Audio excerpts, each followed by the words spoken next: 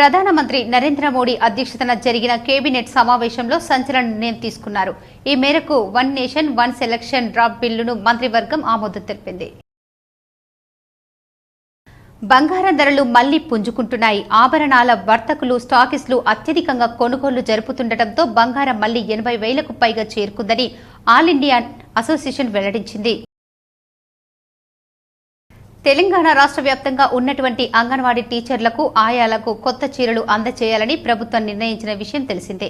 ఇప్పటికే సచివాలయంలో కొత్త చీరలు, కలర్, డిజైన్ల ఎంపికపై అంగన్వాడీల అభిప్రాయాలు తెలుసుకున్నారు. రాష్ట్రంపై బీజేపీకి ఏమాత్రం చిత్తశుద్ది ఉన్నా బయ్యారంలో ఉక్కు పరిశ్రమ ఏర్పాట్లు చేయాలని ఎమ్మెల్సీ కవిత డిమాండ్ చేశారు.